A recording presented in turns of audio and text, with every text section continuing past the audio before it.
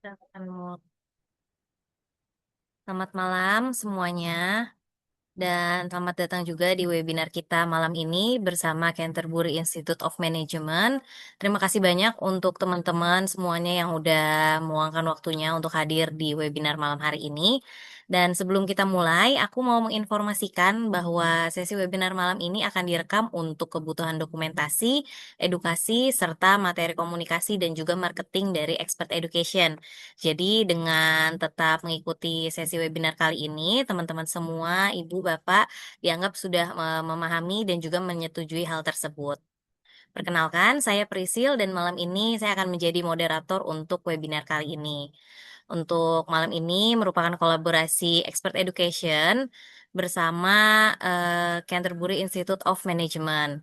Dan nantinya kita akan membahas lebih jauh mengenai kesempatan untuk studi di Australia, kemudian juga untuk pilihan-pilihan program apa aja sih yang ada di Canterbury Institute of Management, dan juga bagaimana Canterbury Institute of Management membantu student-student untuk mempersiapkan karirnya setelah lulus nanti. Jadi kita juga akan mendapatkan informasi yang menarik juga mengenai scholarship hingga 30% dan tentunya berbagai hal lainnya yang bisa menjadi pertimbangan teman-teman semua di sini sebelum memilih studi di Australia. Dan malam ini juga kita akan ditemani oleh Kak Berton dari Canterbury Institute, dari Canterbury Education Group, yang nanti akan sharing juga mengenai Canterbury Institute of Management. Jadi untuk teman-teman jangan lupa nanti disiapin pertanyaannya karena nanti kita juga akan ada sesi Q&A di akhir presentasi, dan kalau teman-teman juga punya pertanyaan boleh langsung di drop aja di chat box-nya selama sesi berlangsung. Sekali lagi thank you teman-teman semua yang udah join malam hari ini. Semoga webinar ini bisa memberikan insight yang bermanfaat untuk teman-teman semua yang sedang merencanakan studi di Australia. Oke, Kak Berton, without any further ado, waktunya kami persilakan. Apa kabar, Kakak? Ya, masih warga negara Indonesia ya. Jadi ya sama seperti warga negara yang lain kabarnya. Terima kasih Priscila. Aku share screen ya. Silakan. Udah ya? Kelihatan dong? Kelihatan nggak? Oke. Oke, aman.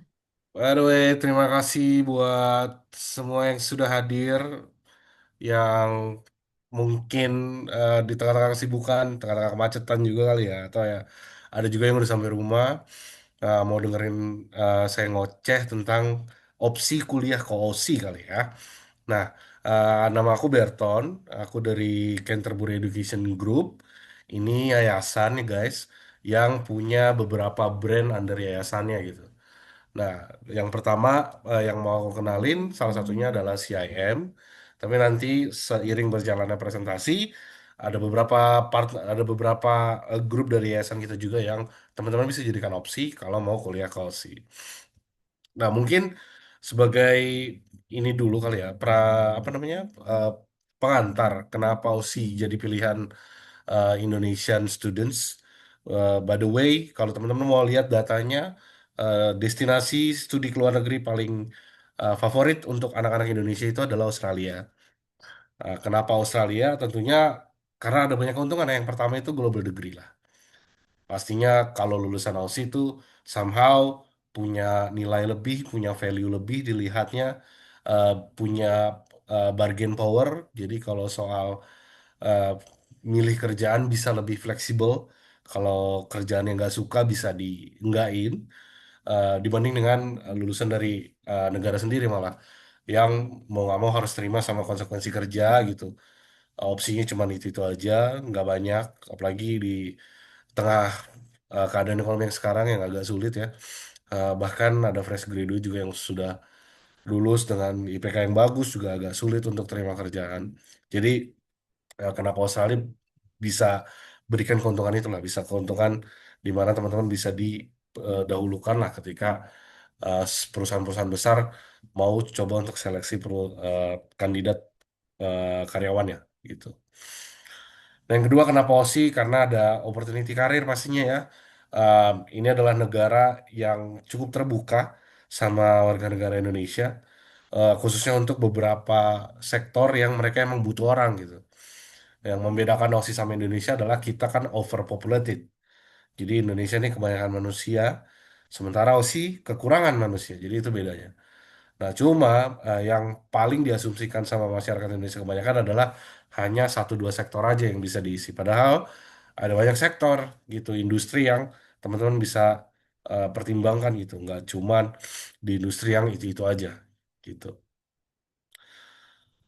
Nah, yang ketiga pastinya teman-teman akan terpapar eh, lingkungan yang lebih apa namanya lingkungan yang lebih variatif lah. Jadi teman-teman yang akan kuliah di OSI itu nggak cuma ketemu sama warga lokalnya aja, tapi juga warga dari negara-negara yang berbeda. Karena OSI kan secara data ya, memang penduduk lokalnya itu cuma 1%.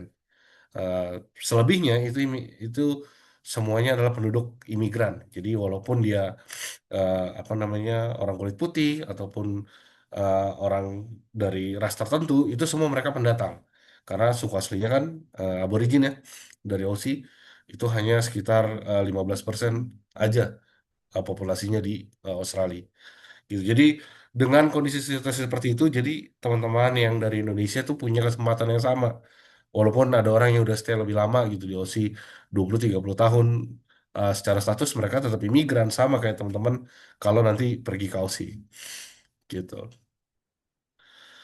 Nah, tapi ada beberapa fakta lah yang teman-teman mungkin sudah baca gitu di Google, di internet, bahkan ada beberapa konten yang udah bahas.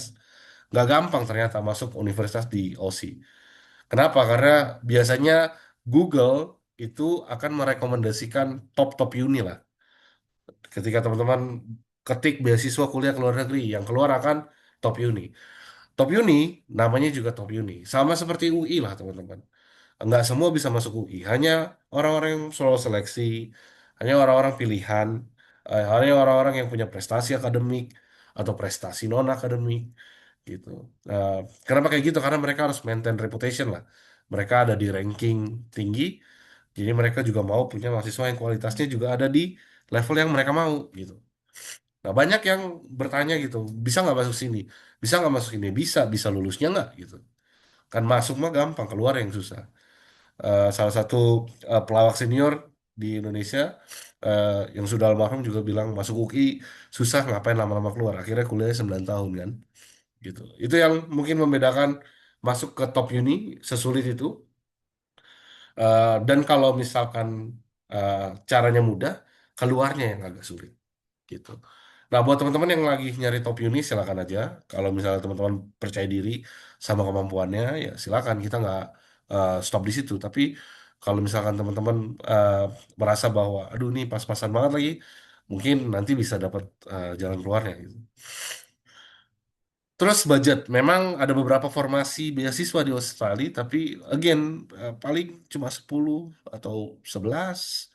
Sementara yang apply kan ratusan juta gitu dari semua negara atau jutaan gitu. Kompetisinya harus ketat gitu. Nah, eh, kalau misalkan nggak dapat beasiswa, kalau ke university pastinya biayanya nggak murah. Kenapa nggak murah? Karena international student itu mensubsidi mahasiswa lokal. Jadi budget yang teman-teman keluarkan di tuition fee itu ada angka subsidinya untuk mahasiswa Australia gitu. Itu kalau ke publik ya, ke universitas negeri. Makanya untuk beberapa orang kadang masalahnya adalah di budget. Ini mahal banget sih kuliah ke misalnya G8 University gitu. Ada 8 kampus top di OC yang terkenal. Mau pilih salah satu ternyata biayanya mahal banget. Terus udah biayanya mahal, masuknya juga nggak semudah itu. Nah, itu kadang jadi hambatan lah untuk anak-anak student-student dari Indonesia. Sama nggak tahu mulai dari mana. Biasanya nggak tahu mulai dari mana ini banyak yang kita temuin. Nggak tahu harus ngapain, nggak tahu harus apa. Itulah makanya kita sekarang eh, sebenarnya banyak education agent kayak expert gitu ya. Teman-teman bisa tanya expert sebenarnya harus mulai dari mana. Hal-hal yang paling basic yang harus teman-teman punya apa. Karena kadang ada pertanyaan, Kak, di sini ada beasiswa ya? Ada. Ada beasiswa 100% nggak? Ada. Bisa aku coba nggak? Pas kita tanya rapot kamu rata-ratanya berapa? Nah, udah mulai panik tuh pas jawabnya. Kan kita bingung kan. Kita harus saranin apa nih? Masa secara logika ada universitas yang ngasih beasiswa cuma-cuma untuk warga negara Indonesia tanpa ada potensi akademik atau peluang untuk dijadikan ambasador gitu-gitulah. Nah, itu semua informasinya bisa teman-teman dapat ketika bisa connect sama expert education gitu. Nah, itu tadi info atau fakta secara umum lah untuk kuliah di OSI itu begitu. Tapi sebenarnya teman-teman ini adalah informasi yang nggak banyak orang-orang temuin. Kenapa? Karena search engine-nya Google itu nggak pernah merekomendasikan kampus-kampus opsional seperti kami. Kenapa?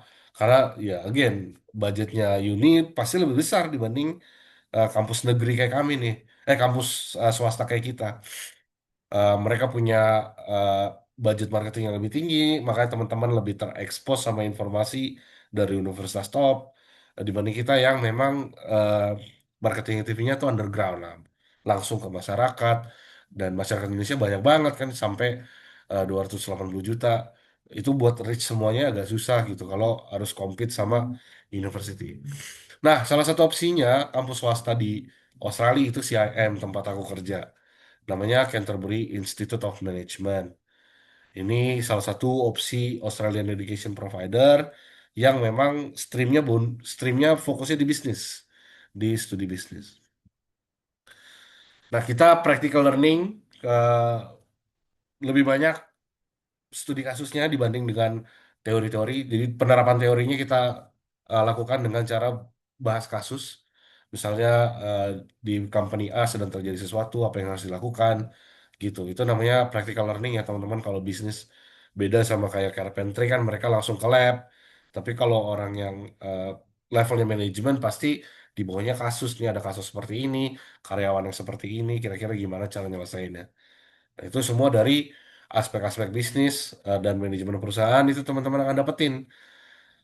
Sama kita ada di 3 lokasi di CIM, Sydney, Melbourne, sama Darwin dengan keunggulannya masing-masing ya guys ya. Tentunya Sydney sama Melbourne ini adalah kota yang paling advance di OC. Eh, apa namanya paling banyak eh, bisnis terjadi di Sydney. Kalau Melbourne ini vibe-nya lebih chill karena banyak international student. Dan kita ada Darwin. Kenapa kita ada Darwin? Sebenarnya karena Sydney sama Melbourne biaya hidupnya udah lumayan gila, guys. Eh, nggak cukup kayak cuma 2.000 sekarang. Kayaknya udah sampai 3.000 4.000 biaya hidup itu di sana. Dan mahal banget itu, mahal banget, mahal banget. Makanya kita ada Darwin. Darwin tuh kayak bisa lebih setengahnya gitu. Kayak 50% aja hidup di Sydney itu bisa hidup di Darwin gitu. Kalau mau perbandingan Indonesia itu kayak hidup di Jogja sama Jakarta lah. Gitu. Jadi lebih murah, kosan lebih murah, makan lebih murah, banyak gratisan, bis gratis, banyak lah gratisannya. Nah, CIM itu punya beberapa opsi program. Nah, ini adalah programnya, guys. Teman-teman mungkin lagi cari informasi tentang bisa kuliah apa sih opsinya. Nah, ini ada nih. Kita ada under School of Business, Bachelor of Business kita itu ada manajemen, information system, hospitality management, accounting, sama double major. Di antara ini, kita harus realistis. Mana yang paling punya peluang tinggi di Australia? Tentunya ada di 2 sektor, teman-teman. Tapi kalau teman-teman ngerasa bahwa kayaknya belajar ini aja cukup, ya nggak apa-apa. Tapi ini adalah informasi tambahan.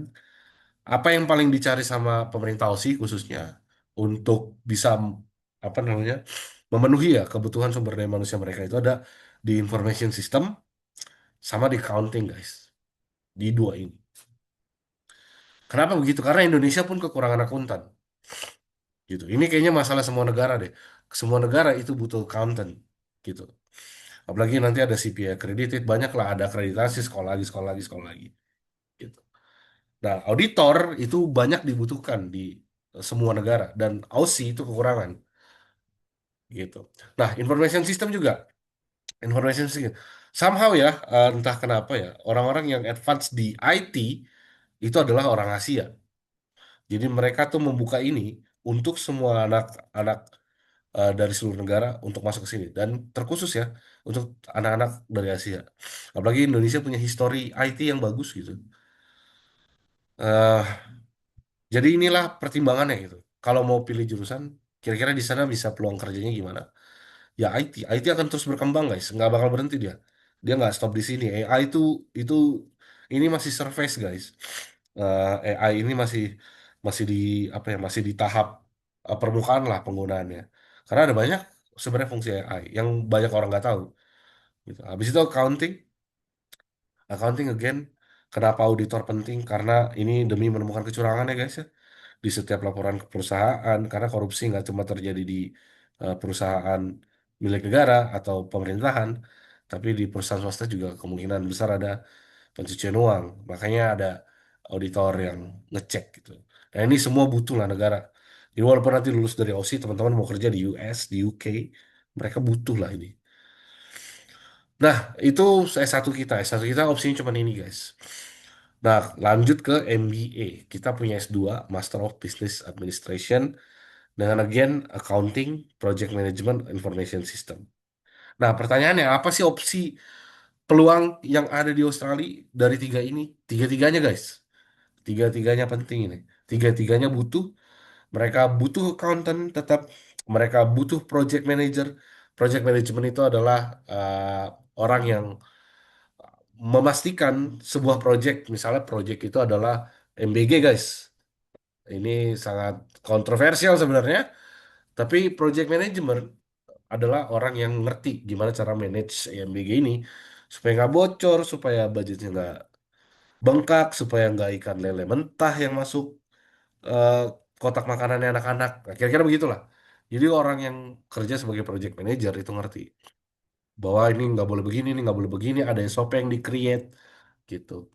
Nah, project apa lagi misalnya Indonesia punya project apa namanya eh 50.000 dokter. Jadi ada program S3 yang gratis dikasih sama kementerian misalnya. Contoh, nah ini adalah project management inilah yang memastikan bahwa ini tersalurkan dengan baik, seleksinya benar. Inilah orang-orang project inilah. Sama beberapa project lainnya. Nah, project besar guys, nggak yang ece-ece. Banyak tuh datang dari engineering sih, karena proyek bangun kota, proyek bangun apa namanya desa, engineering juga proyek aliran listrik di satu kota, sama proyek transportasi darat di satu kota, banyak lah pokoknya. IT juga information system. Nah, selain itu kita punya ada MICT, Master of Communication and Technology, MCIT. Ini again ini totally bicara soal communication guys. Jadi learningnya tentang apa? Tentang networking, cyber security, dan orang sekitar situlah. Sama yang terakhir ada Master of Business Research. Nah, Master of Business Research ini dikhususkan untuk memang nanti targetnya untuk orang-orang yang kerjanya bukan di korporasi banget guys. Karena research ya, research itu kepake by project, penelitian. Jadi untuk orang-orang yang memang nanti sorry, orang-orang yang mau kerjanya jadi peneliti lah, terus-terusan research atau mau jadi dosen, nah ini yang jalurnya nih business research. Tapi kalau mau ke company lebih ke korporasi, biasanya memang bukan orang research yang dicari sama perusahaan gitu. Kecuali dia butuh product developer atau desain apa namanya product manager. Nah biasanya master of business research juga di kerjain. Cuman itu peluangnya dikit ya guys. Karena dalam satu perusahaan product manager paling satu kan, satu dua. Atau eh, apa namanya product product manager atau product developer itu biasanya unitnya cuma satu atau dua. Lebih banyak apanya? Lebih banyak timnya. Nah, tim dari riset dan pengembangan ini biasanya kan orang-orang yang datang dari kualifikasi engineering gitu. Berapa sih kuliah di kita? Teman-teman bisa Google sendiri sebenarnya biaya kuliah di top uni berapa dan ini berapa. Silakan dibandingkan. Bisa tanya ChatGPT, misalnya kita ambil Kak kuliah di UNSW berapa sih? Nah, silakan lah tuh, jangan kaget lihat harganya ya guys ya. Karena itu harganya lumayan lah. Nah, tiba-tiba ada kita nih. Kita 8.000 aja per semester Australian dollar. Jadi tahunannya itu 16.000. Nah, total sampai kuliah itu setelah dipotong beasiswa. Kalau misalnya teman-teman ini ada dua opsi ya guys ya. Kita ada di tiga lokasi tadi. Di Sydney sama Melbourne, kuliahnya 43.000 sampai selesai. Di Darwin 47.000 sampai selesai. Ini adalah tuition fees-nya. Kelihatan mahal nih guys, total tuition fee-nya. Tunggu, nanti aku akan kasih informasi yang penting. Itu adalah bachelornya. Kalau masternya, teman-teman, kalau MBA itu 10.500 per semester. Sampai selesai, setelah beasiswa itu 37.800. Untuk research, paling mahal memang guys. Karena kualifikasinya juga paling tinggi. Itu 51.600 sampai selesai. Oke, ini diresap dulu. Ini adalah harganya. Nah, mari kita selidiki kenapa CIM. Pertama kita entry apa namanya entry requirement-nya nggak sesulit uni. Kita fleksibel, teman-teman yang penting punya background, punya kualifikasi, tanpa pengalaman kerja bisa masuk ke master kita. Fresh graduate SMA itu bisa langsung masuk. Dan ada gap year yang kita eh, toleransikan sampai usia tertentu juga. Kita punya flexible pathway, ini yang akan aku bahas habis ini. Practical learning lagi tadi sama affordable guys. Ini adalah salah satu opsi yang affordable. Dan kita punya installment payment. Installmentnya memang nggak seperti SPP lah, tapi ada bisa bayar bertahap. Di kita kuliah itu 2 hari seminggu. Jadi dalam 7 hari kalender itu seminggu cuma masuk 2 hari. Nah 2 harinya itu dari pagi memang sampai sore. Jadi daripada dipecah-pecah 1 hari 5 SKS, 5 SKS, 5 SKS, dan ujung-ujungnya bikin itu jadi 5 hari, kita pack. Jadi kita eh, compile itu semua jadi 1 hari, jadi 2 hari selesai gitu. Sebenarnya kan bisa ya guys ya, di Indonesia diterapkan hal yang sama. Jadi mahasiswa bisa punya waktu untuk explore hal yang lain. Terus karena ini kami kampus swasta guys, jadi mau nggak mau yang kita perkuat adalah relasi di perusahaan. Kenapa? Karena kalau alumni kita nggak kerja, reputasi kita jelek guys. Apalagi udah kampus swasta kan. Nah bagaimana caranya? Akhirnya kita bangun kerjasama lah. Perusahaan yang kerja sama kita tuh kita kasih insentif gitu. Jadi kalau mereka mempekerjakan kita sebagai alumni, perusahaan itu dapat keuntungan lah dari kampus. Misalnya mereka mau eh, product development, nanti profesor kita yang bikinin. Mereka mau bikin penelitian, nanti profesor kita yang arrange. Atau mereka mau bikin pelatihan atau training, nanti kita kasih gratis. Jadi ini mutual agreement dengan industry relation yang membuat peluang kerja dari alumni kita itu sampai 90%. Ada apa dengan 10%-nya? Biasanya karena gagal interview, guys. Kenapa gagal interview? Karena nggak tahu mau jawab apa, nggak pede, minder. Ini semua murni kesalahan si kandidat.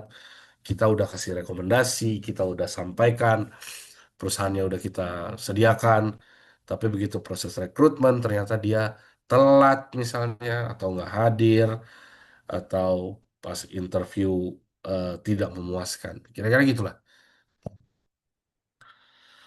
Nah, eh, ini adalah salah satu yang paling penting guys, yang teman-teman harus kasih tahu ya.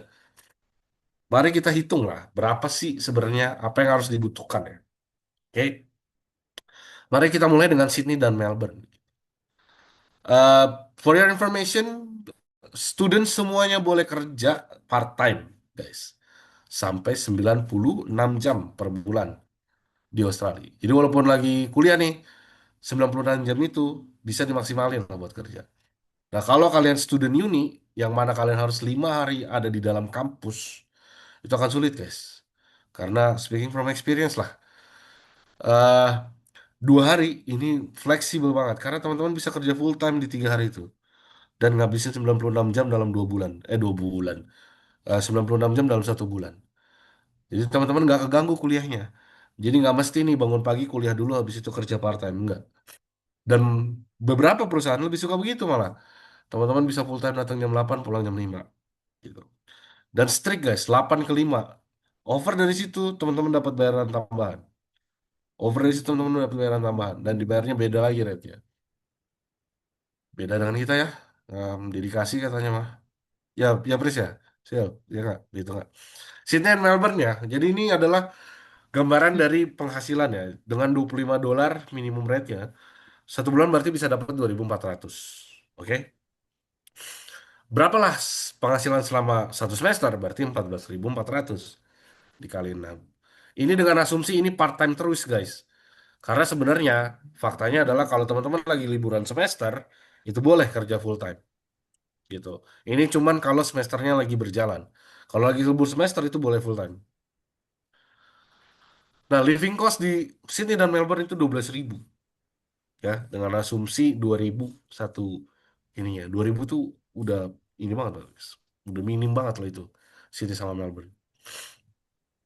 Tuition fee kita 8.000. Nah, bagaimana jadinya? Jadi income dalam satu semester itu 14.400. Pengeluaran untuk hidup itu 12.000. Pengeluaran untuk kuliah itu 8.000.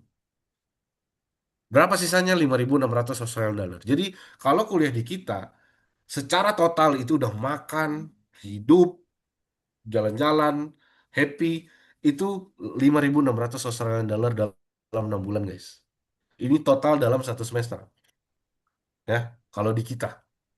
Jadi lebih ini bakal kelihatan enggak kan? 5.600 dalam satu semester, you don't have these options anywhere, ya. Kalau ke uni, nggak mana bisa. Uni udah 25.000 satu semester. Yang mana itu akan langsung menghilangkan semua gaji Anda. Gitu. Ini 5.600. Jadi berapa pengeluaran dalam satu semester? Berapa sih Kak yang harus aku keluarin kalau aku mau kuliah di OSI selama setahun? Berarti 10.000, 11.200. 11.200 itu berapa? 130 juta selama setahun. Gitu. Sekitar gitulah. Itu kalau di sini sama Melbourne. Gimana kalau kita pindah ke Darwin, Kak? Nah, Darwin beda lagi, guys. Di Darwin dengan penghasilan yang sama, living cost-nya 9.000, guys. 9.000 ini dari mana? Dari 1.300 lah per bulan. 1.500 lah ini. Gitu. Tuition fee kita berapa? 8.000. Jadi berapa dalam satu semester? 30 juta, guys. 30 juta satu semester. Itu udah hidup, udah kuliah, udah kerja. Tapi masih ada extra expense memang 30 juta. Gitu. Ini kalau di Darwin. Oke.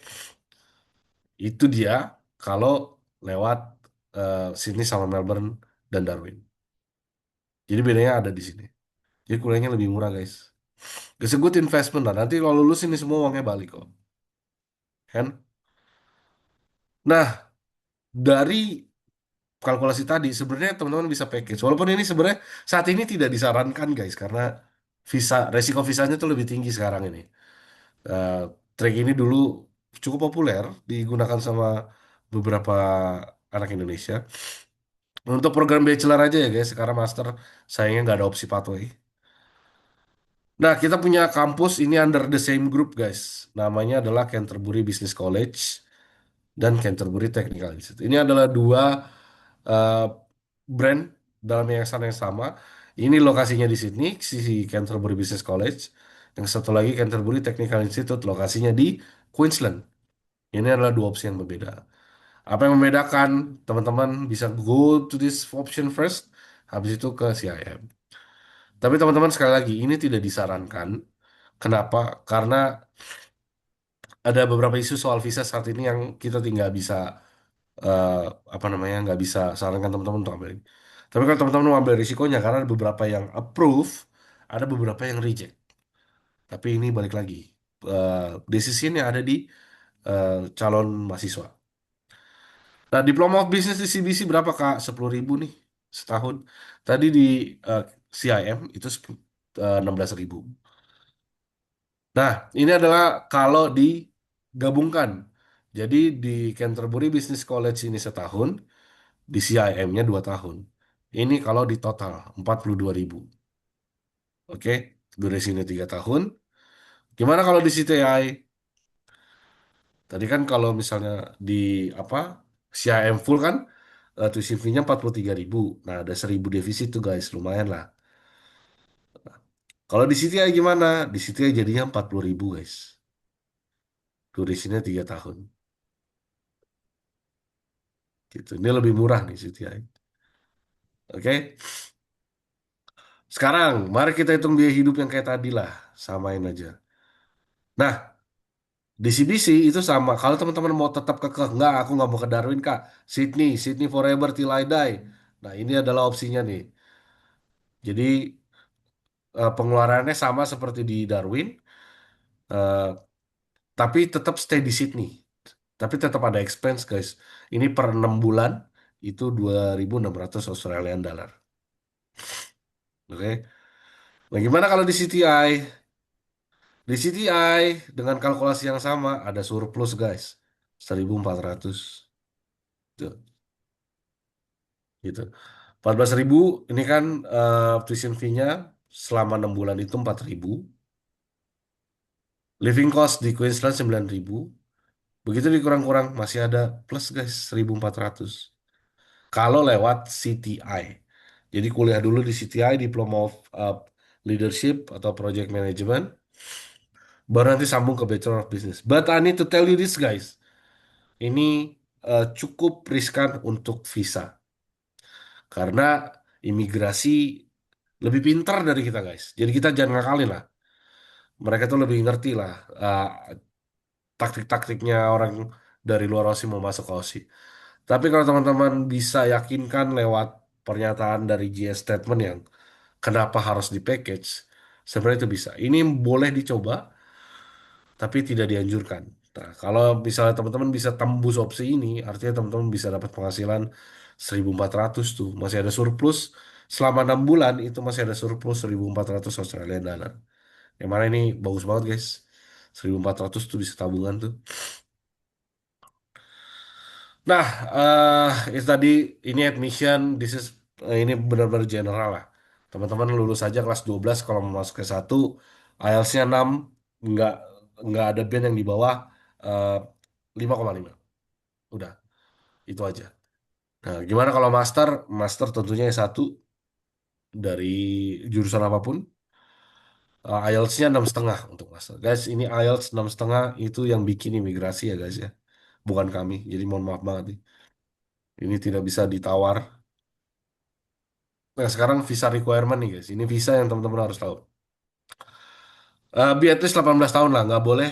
Kalau ke kita ya, kalau ke CIM, Canterbury, di bawah 18 tahun sayangnya belum bisa. Jadi tunggu 18 tahun dulu baru berangkat. Bank statementnya berapa? Ini harus ada 40.000 guys. Kalau bisa 60.000 guys. Jangan dipas-pasin 40.000 lah. Dari mana ini datangnya? Nanti teman-teman konsultasi lah sama expert gimana baiknya. Terus nggak punya visa rejection history.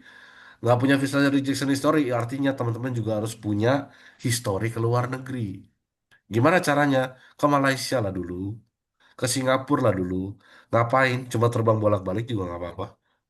Yang penting teman-teman punya history di luar negeri, teman-teman tidak punya catatan buruk. Gitu kira-kira. Ke Malaysia ngapain? Kemana Kak? Ke KL aja, foto dari Petronas, habis itu pulang. Memang budget, tapi itu akan mendukung successful rate-nya teman-teman. Gitu. Atau mau ke negara bebas visa lain, tapi yang murah cuma KL, guys. Karena nggak ada lagi opsi yang lebih murah dari situ. Em, aku nggak saran ke Kamboja, nanti diculik ya kan? Gimana? Nah, Gitu. Habis itu ada medical check up. Nanti teman-teman expert yang akan book hanya di rumah sakit tertentu soalnya, guys. ya. Habis itu ada visa fee ini sebenarnya udah naik jadi 2050. Dan J-statement akan dibantu juga sama dari tim expert. Teman-teman tulis sejujur-jujurnya tanpa mau mencuri, tanpa ada unsur-unsur kecurigaan lah. Silakan terbang guys. Ini adalah Emirates. Bukan ya? Apa tahu lah ini. Eh, Kalau teman-teman sudah yakin, sudah pede, silahkan konsultasikan dengan expert. Langkah-langkahnya teman-teman ini tahu caranya yang paling aman supaya teman-teman bisa berangkat. Eh, Banyak opsi, jangan diakalin guys. Karena pemerintah tuh pemerintah Aussie ya, itu lebih tahu lah caranya orang-orang ini ngakalin. Makin ditutup nanti pintunya, makin nggak bisa orang Indonesia datang ke Aussie dan jadinya nggak bisa kabur aja dulu gitu. Sudah selesai. Terima kasih sudah mendengarkan. Eh, saya kembalikan ke host, Priscilla. Terima kasih Kak Berton untuk informasinya yang benar-benar menarik ya. Tadi banyak banget informasi soal gimana cara kita untuk bisa studi di Australia dengan biaya yang affordable, terus juga soal part-time-nya juga sampai ke hitung-hitungannya tadi. Iya. Dan juga kita udah dapat gambaran yang benar-benar jelas ya mengenai CIM tadi. Oke, sekarang kita mungkin masuk ke sesi Q&A untuk teman-teman yang punya pertanyaan.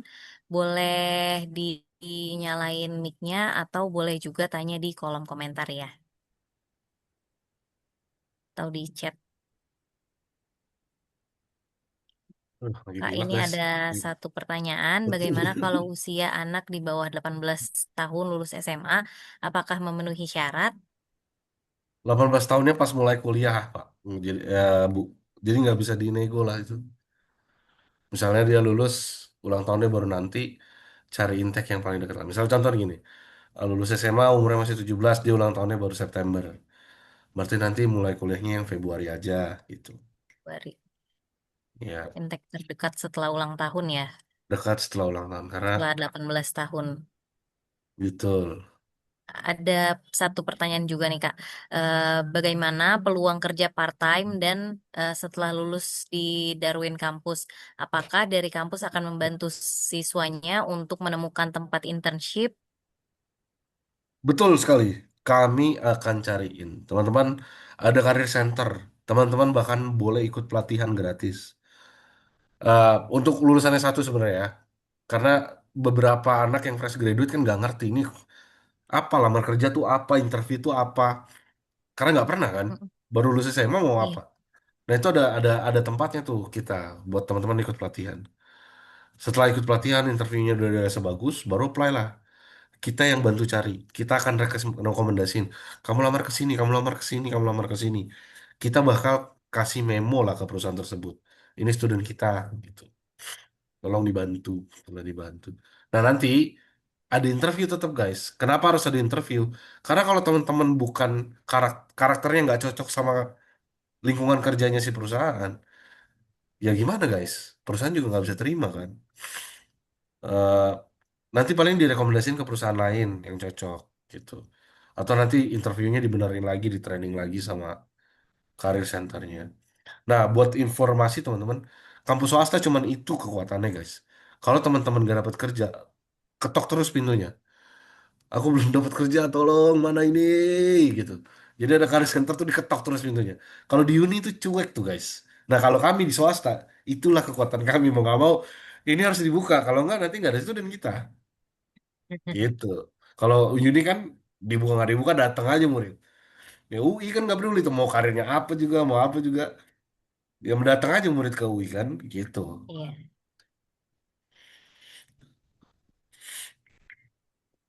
Nah, kalau Terus, ini boleh saya langsung jawab aja nih.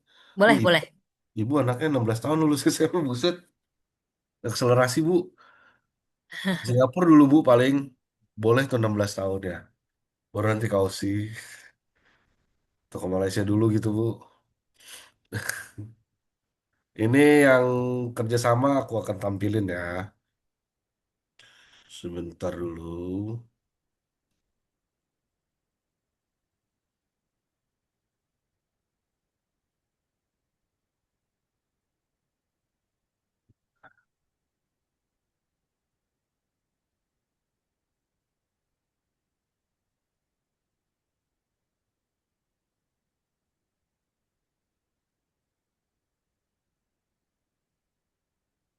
By the way, untuk informasi tambahan, tadi aku lupa sih.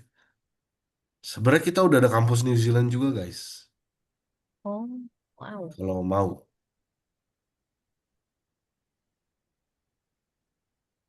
Nah, ini adalah Kakak, aku mau tanya juga yang tadi soal bantuannya setelah lulus. Itu berlaku di Sydney campus juga? ya di semua kampus itu. Mm-mm. Oke. Nah, ini guys, Ini adalah partner-partner kita. Sebenarnya ini karena nggak muat ya guys ya. Jadi dibikin satu halaman ya adanya ini.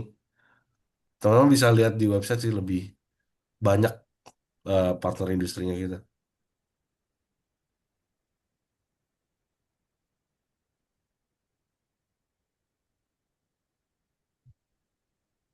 Gitu. Ada lagi tuh ada yang angkat tangan tuh. Iya, eh, Kak Muhammad Pandu silakan. Oh iya Kak, selamat malam. Assalamualaikum. Malam. Saya Waalaikumsalam. mau bertanya, ini kan kalau misalnya kita ke Australia itu kan harus ada beberapa yang karena kan pengurusan visanya kan lumayan sulit gitu loh.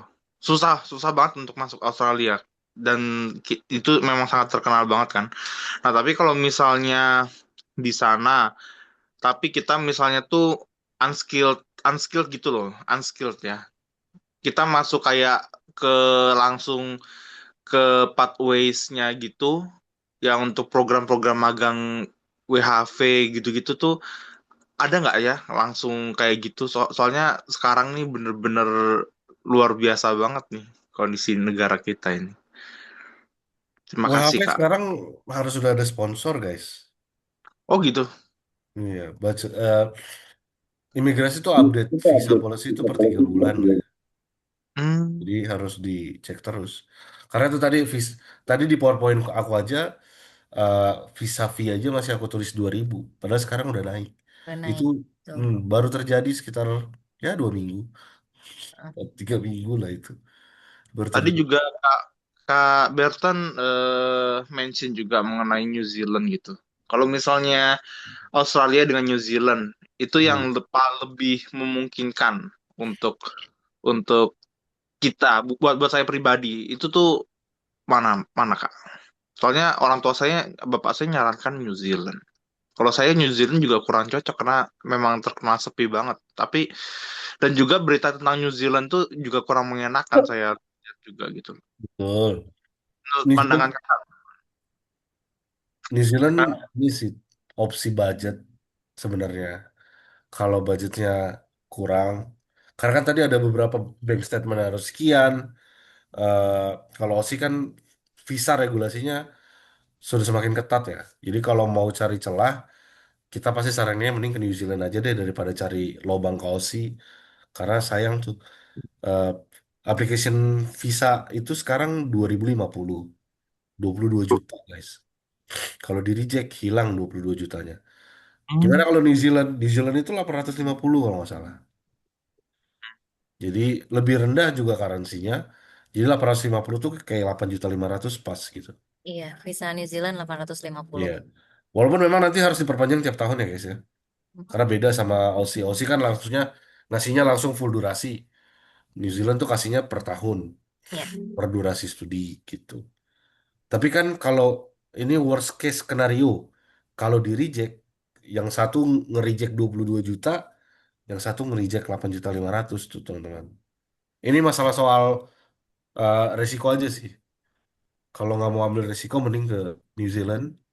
Tapi kalau mau coba, karena kalau peluang sih Aussie guys.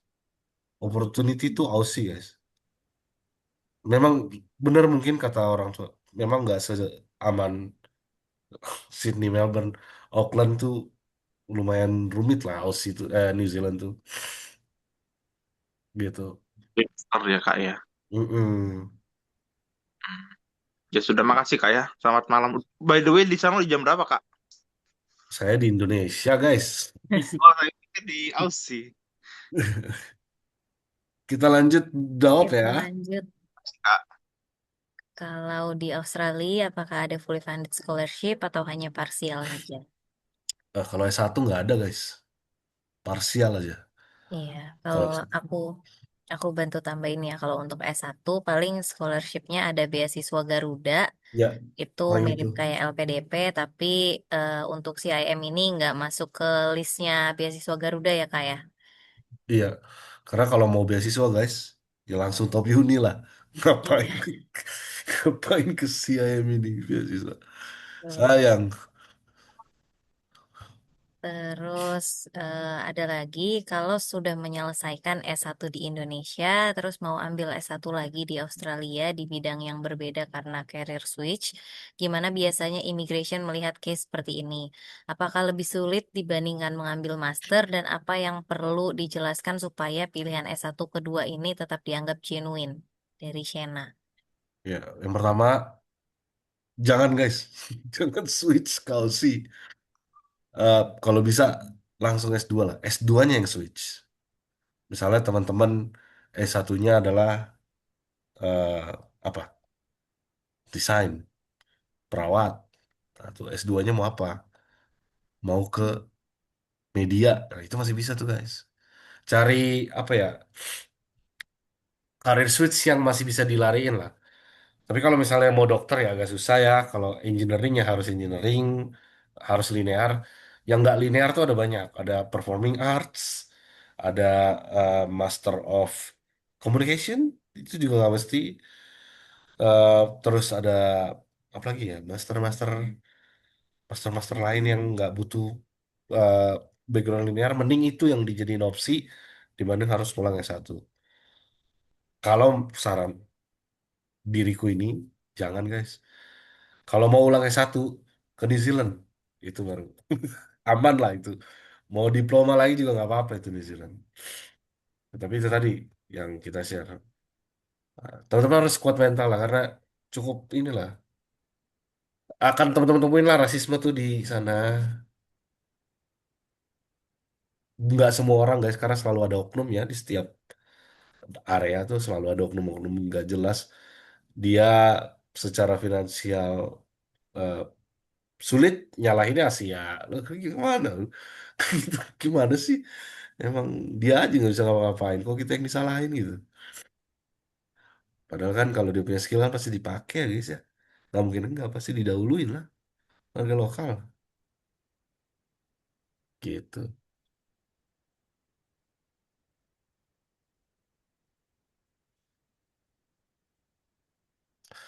Kak, ada pertanyaan tahun ini, intake-nya mulai kapan lagi? Yang masih bisa tahun ini? Tahun ini tinggal September guys. Ini udah Agustus. Mepet ya. Januari ada nggak? Februari adanya. Februari. Februari. Nah, kalau anak kembar Bu, ada diskon Bu. Ini good question. Ada Bu, Beneran. diskon keluarga Bu. Kalau nggak salah tuh potongannya 5.000 tambahan. 5.000. Yeay.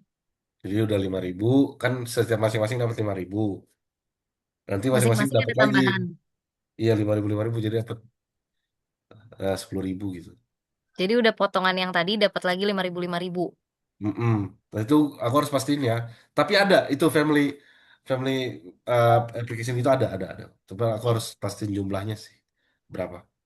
Ibu nanti aku update ya Bu ya untuk diskon lanjutannya Bu. Itu ada. Rafael sama Mika. Kak, kalau sudah MBA, pengen master research atau filosofi, peluangnya gimana? Dari kantor juga ada surat rekomendasi atau bukan sponsor, sekedar menguatkan bahwa saya bekerja di perusahaan dan membutuhkan kuliah tersebut di Aussie. Itu gimana Kak case-nya? Bisa guys, itu kita butuhnya gini deh. Yang menjadi masalah pemerintah Aussie adalah kenapa nggak dilakukan di negara sendiri itu. Kenapa mau research di sini gitu? Itu pertanyaan yang harus teman-teman bisa jawab. Terus eh, setelah pulang apakah akan kembali? Itu semua akan jawab akan kembali soalnya guys. Tidak ada satu orang Indonesia pun yang bilang aku mau stay di Aussie, aku mau jadi warga negara sana. Ya itu nggak ada. Nah yang paling penting adalah paling ini jawabnya adalah aku kenal sama profesor ini, aku pengen dia yang bimbing. Nah itu kuat tuh. Terus aku udah lihat reputasinya ini. Salah satu lulusannya adalah ini. Aku terinspirasi sama lulusan ini. Gitu. Terus Master of Business Research ini sebenarnya uh, approval rate-nya itu tinggi, guys. Jadi memang persyaratan masuk Master of Business Research kita itu harus sudah S2. Jadi sudah S2 di Indonesia ataupun di luar, nanti kita assess apakah itu equivalent dengan persyaratan masuk. Nah, kalau udah selesai assessment nanti baru kasih tahu, boleh nih. gitu. Nah, lebih baik aku anjurin sih ambil research saja karena sebentar ya, aku bisa share data sebenarnya ini. Jadi kami nih guys, kami tuh dapat data updatean berapa yang di reject sama imigrasi selama satu term. Jadi kita bakal tahu ini, oh jadi ini jangan dijual dulu deh gitu. Nah, ini aku tampilin dulu ya guys ya. Ini untuk jawab pertanyaan kakak yang nanya research. Semoga terlihat ini gimana ini. Kelihatan ya? Nah, ini adalah approval chance-nya guys. Jadi kalau teman-teman lihat nih, semoga kelihatan. Ini Indonesia di kolom 1, 2, 3, 4, 5, 6. Nah, ini adalah kualifikasi. Higher education artinya S1 sampai, oh sorry, higher education artinya S1 sampai S3. Semua opsi. No, S1 sampai S2 sorry. Yang coursework ya. Coursework itu artinya ketika lulus mereka nggak pakai skripsi. Itu coursework. Itu chance Indonesia 94%. Artinya guys, dari 100 dari 10 yang ngeplay cuma satu yang ditolak. Artinya teman-teman ini nggak melihat uni apapun. Biasanya yang satu ditolak ini karena udah kelihatan banget ini mencurigakan ya.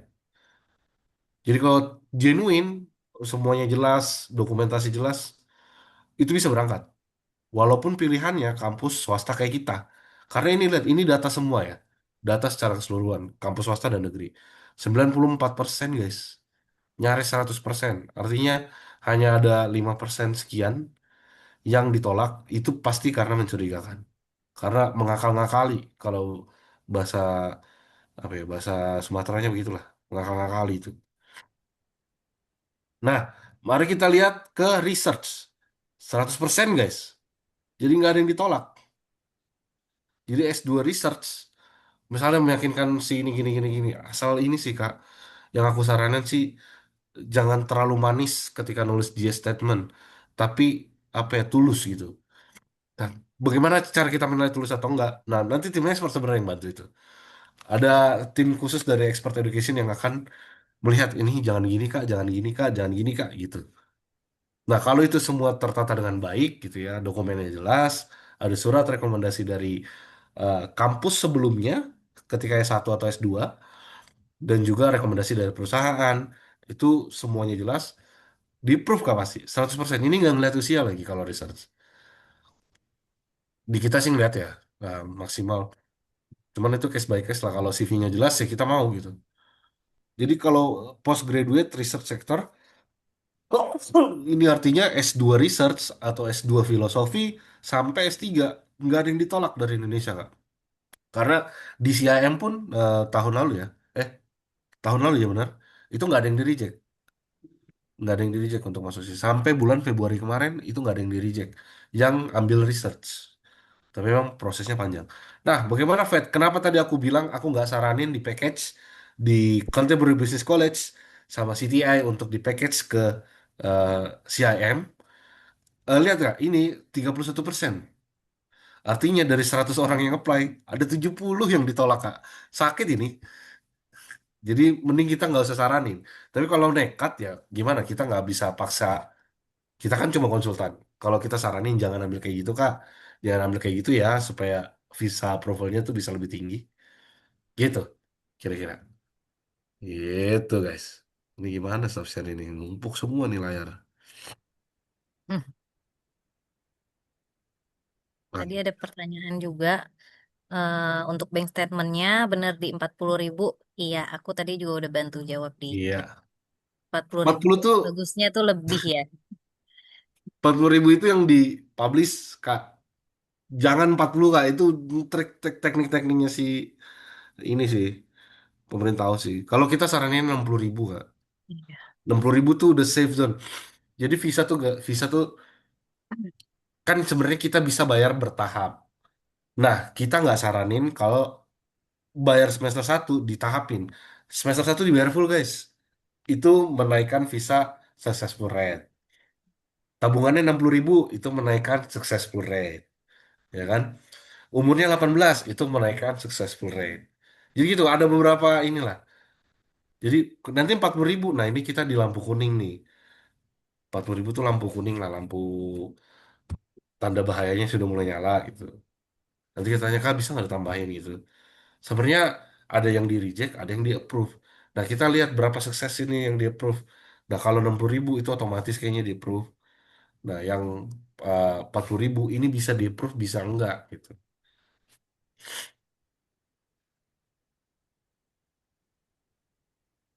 Bah, ada lagi kali Oke, gitu. masih ada Jadi sebenarnya pertanyaan. ya, jadi sebenarnya visa tuh kalaupun ditakut-takutin guys, kalau teman-teman niatnya bagus mau berangkat guys, bener dah.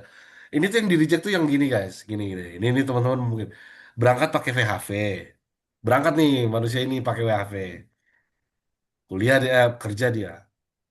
Nah, terus mau extend, ya kan? Dia mau extend, pakai apa? Karena VHV-nya udah habis, kuliah dia. Nah, didata lah itu sama mahasiswa, sama pemerintah Indonesia, pemerintah Aussie. Ada berapa ini yang convert dari WHV ke student visa dari Indonesia? Dilihat ada banyak, diturunin level kita. Tadinya kita level 1, kita diturunin ke level 2. Terus apa lagi? Yang berangkat ke sana pakai turis visa. Pakai turis visa ke sana, tiba-tiba kerja. Udah mulai ada tuh. Habis kita diusir, suruh pergi aja dari Indonesia. Ya pergilah orang-orang ini. Kita nggak bisa salahin kan. Mereka pergilah dari sana. Terus ada orang yang pakai turis visa, di-convert lah ke visa protection. Teman-teman mungkin dengar nih nanti, Kak, protection visa apa? Mulai ada pertanyaan tuh, expert bakal, nih pertanyaan-pertanyaan ini sih, udah matang banget kayak gini. Jadi ada berapa orang yang convert turis visa ke protection visa? Alasannya karena kondisi politik di Indonesia tidak sangat baik, apa segala macam. Dilihatlah, oh berarti Indonesia kondisi politiknya tidak baik kalau banyak protection visa. Nah, kondisi politik yang tidak baik membuat kita akan dilarang datang ke OSI selanjutnya. Jadi orang-orang Indonesia mana senang tuh. Mungkin teman-teman ada melihat gitu, ada orang Lampung kalau nggak salah tuh yang lagi kuliah, yang ngata-ngatain pemerintah Lampung, jalan jelek apa segala macam. Nah, itu protection visa, guys. Protection visa itu ada berapa banyak orang yang pegang protection visa. Pemerintah masih punya datanya. Kalau makin banyak, artinya Indonesia membahayakan nih. Nah, kita harus stop protection visa ini. Gitu. Harus stop malah orang-orang datang ke sini. Nah, gitulah.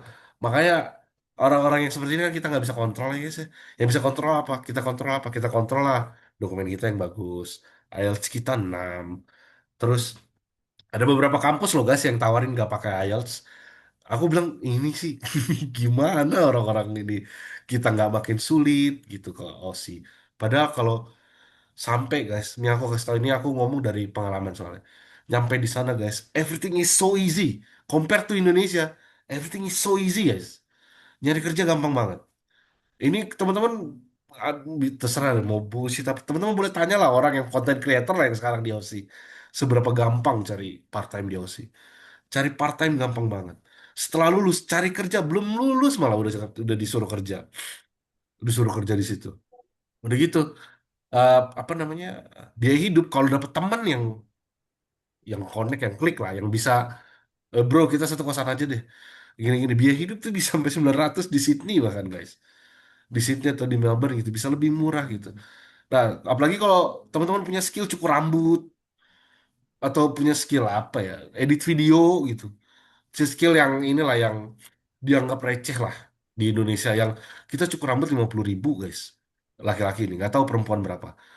Di sana itu $30 guys. 350.000. Nah, teman-teman datang nih, punya alat cukur. Sini, saya aja yang cukurin Anda. Bayar berapa? $10 aja, ini daripada ke sana $30. $10, cash in hand. Gitu. Ini semua cerita berdasarkan apa yang aku lihat ya waktu aku di sana ya. Terus belum nanti ada teman-teman yang kayak anak perawat gitu, anak-anak fakultas keperawatan yang sibuk, apa segala macamnya. Minta disusunin. Ini dia punya punya apa namanya? Punya paper tapi berantakan minta didesainin. Kita desainin, dikasih duit. Nah, gitu-gitu lah guys. Everything is so easy. Nah, cuman ya jangan kelewat batas aja sih guys. Jangan yang kelewat batas ini sih yang bikin teman-teman Indonesia yang sekarang yang mau ke sana tuh makin susah, makin sulit. Dulu zaman mungkin ya dulu ya, mungkin kayak 2021 sebelumnya lah, sebelumnya tuh kayak tabungan tuh kayak cuma 30.000 juga diyain kok. Kalau ambil FED, sekarang FED aja udah ditolak-tolakin guys. Di Politeknik diploma semua ditolak-tolakin. Terus dulu tuh ngitungnya hitung manual gitu, uang kuliah 1 tahun, uang kuliah sampai selesai, sama biaya hidup sampai selesai, nah itulah tabungannya. Nah ini mau berapapun, mau kurang dari 60.000, diharapinnya nunjukin yang 60.000 itu. Jadi ya kondisinya seperti itu guys sekarang. Mohon maaf deh. Gitu. Halo Kak Ratu.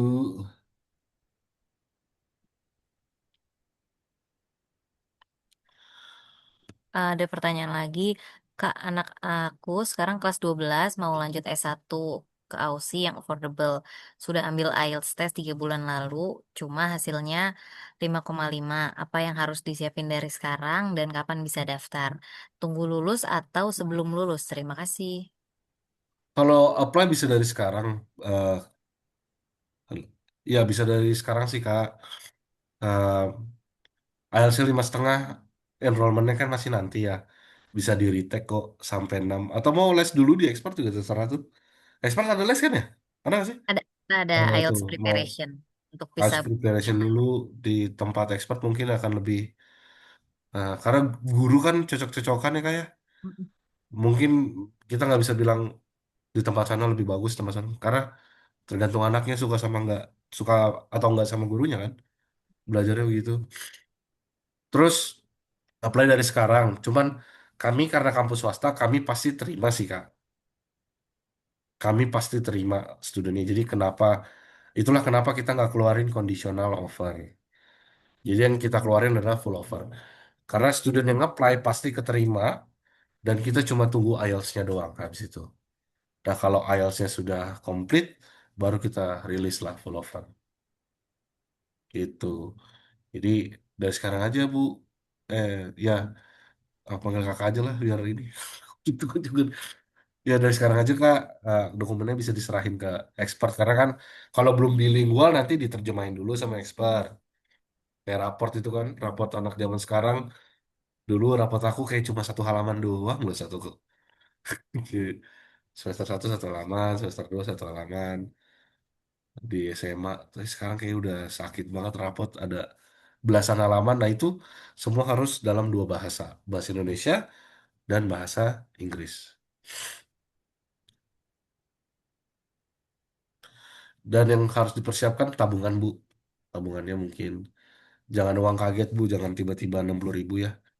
Paling bisa di brief lah kalau misalnya ini adalah tabungan bersama atau gabungan dari kemampuan keluarga besar, itu bisa di state kalau itu eh, harus di apa ya, di declare nanti mungkin harus mengendapnya 2 bulan lah gitu. Cuma itu sih, habis itu nggak ada lagi udah. IELTS itu diakui seumur hidup kah? 2 tahun guys. 2 tahun ya Ya, untuk IELTS. dari keluar hasilnya sampai 2 tahun kemudian. Ya. IELTS Dan apa yang harus dipakai? Akademik, akademik. betul. Kalau teman-teman lihat UKVI itu untuk UK ya, ambilnya IELTS akademik aja. Sebenarnya guys, eh, rumor yang terjadi belakangan ini itu Pearson katanya lebih gampang, katanya ya. Ini rumor nggak tahu, teman-teman expert mungkin lebih paham lah bahasa Inggris. Jadi kita terima IELTS, TOEFL, IBT, IELTS akademik, TOEFL, IBT, sama Pearson PT akademik. Nah, 3. Sebenarnya kalau ada Cambridge Assessment, cuman Cambridge Assessment tuh susah banget katanya. Di antara 3 ini katanya yang paling gampang itu Pearson, guys. Ini rumor yang tersebar saat ini. Cuman aku nggak tahu sih, itu benar atau enggak ya.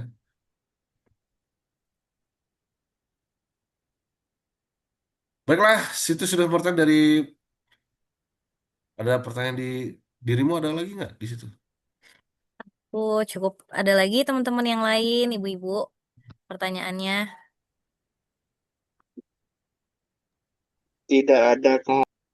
Terima Oke, kasih. sudah cukup jelas ya. Tadi sesi Q&A-nya udah banyak banget nih yang tanya-tanya. Semoga informasinya cukup jelas dan sudah memberikan gambaran juga ya untuk meyakinkan teman-teman semuanya yang mau studi di Australia, terutama di CIM ini. Tuh. Oke, terima kasih untuk Kak Berton atas waktunya Terima malam kasih. ini udah kasih informasi banyak banget soal studi di Australia dengan affordable dan yang lainnya juga benar-benar berarti ya untuk kita benar-benar ngebuka kita untuk ke sana gitu. Dan juga teman-teman sebelum kita akhirin sesi malam ini boleh minta waktunya sebentar ya Oh untuk ya, foto. foto. Ini penting ini. Boleh dinyalain sebentar kameranya. Ayo guys, foto guys. Please. Biar kita nggak dianggap bohong kerja guys. Bantu tolong.